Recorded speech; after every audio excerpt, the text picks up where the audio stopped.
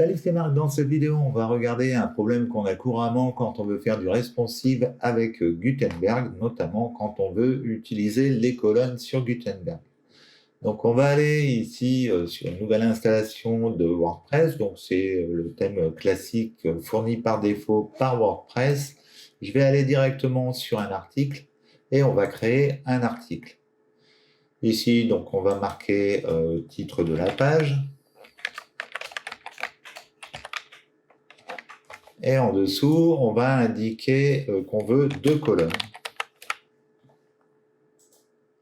Je vais choisir un élément à deux colonnes. D'un côté, dans une colonne, je vais mettre une image. Je vais aller dans la médiathèque, choisir une image. Et dans la ligne d'à côté, ici, je vais d'abord mettre un titre. Et ensuite, on va mettre un petit peu de lorem. Et je vais mettre un bouton. Donc, je vais choisir bouton que je vais nommer bouton. Voilà. Donc, c'est vraiment une mise en page commune qu'on fait pratiquement sur toutes les pages qu'on va mettre en position. Donc ici, je vais agrandir un petit peu pour avoir un petit peu plus de visibilité. Et ici, je vais centrer pour que ce soit un peu plus présentable. Donc, c'est vraiment une mise en page courante que l'on a. L'inconvénient, c'est que quand on va ici dupliquer, si dans notre mise en page, on a ici les deux colonnes qui sont inversées, donc je vais ici, et je vais sélectionner une autre image pour qu'on voit bien. Ouvrir, je vais prendre celle-ci par exemple. Je vais publier. On va aller voir l'article. Voilà à quoi ça ressemble. Donc c'est vraiment une mise en page courante qu'on a la plupart du temps. Quand on va aller sur la version mobile, donc pour avoir la version mobile, vous faites un clic droit sur votre page, inspecter, et vous allez avoir ici un panneau qui va s'ouvrir, que vous pourrez utiliser pour passer en version mobile. On peut cliquer ici sur la droite, et on va donc avoir l'apparence mobile qui va être présente ici. Ce que l'on peut voir, c'est qu'on a bien notre titre de la page, on a notre image, on a ensuite le titre de la publication, avec un paragraphe et un bouton.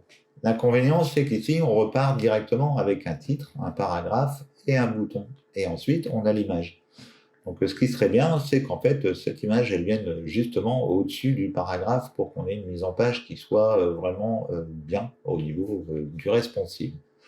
Donc, ça ne va pas être compliqué. On va installer ça tout de suite et ça va vous être utile dans pas mal de circonstances, vu que c'est vraiment une mise en page courante. Ici, je vais simplement cliquer sur modifier l'article. On va aller ici dans la vue en liste. Je vais sélectionner l'élément colonne. Donc, il faut sélectionner l'élément colonne par an. Il ne faut pas sélectionner une des colonnes qui est à l'intérieur, il faut sélectionner l'élément par an. Donc, pareil, il faut sélectionner simplement les éléments que vous voulez inverser. Vous n'allez pas mettre la classe que l'on va indiquer sur un élément pour lequel vous ne voulez pas inverser les colonnes. Ici, ça s'affiche correctement. Il n'y a qu'ici qu'on voudrait inverser les éléments. Donc, on sélectionne la colonne parent et ici, dans l'onglet classe, on va pouvoir indiquer un nom de classe. Je vais l'appeler ici reverse. Vous pouvez lui donner le nom que vous voulez. Le principal, c'est de donner le même nom quand vous allez créer votre code CSS. Je vais enregistrer. Et maintenant, on va devoir donc personnaliser ce code CSS. Donc, je clique sur le W ici. On va dans Apparence, Éditeur. Je vais cliquer sur Style. Je clique sur la page. On va sur le cercle rond, sur le cercle noir et blanc. Et ensuite, je clique sur le CSS additionnel. Et ici, on va donc ajouter notre code. Ce que l'on veut, c'est que le code CSS soit appliqué à partir du moment où l'écran va être inférieur à 780 pixels. Pourquoi 780 pixels? Sur Gutenberg, à partir de cette dimension-là, les colonnes passent les unes en dessous des autres. Donc voilà, c'est là où on va avoir en fait notre partie responsive qui va se déclencher. Donc pour ça, on va indiquer qu'on veut que quand l'écran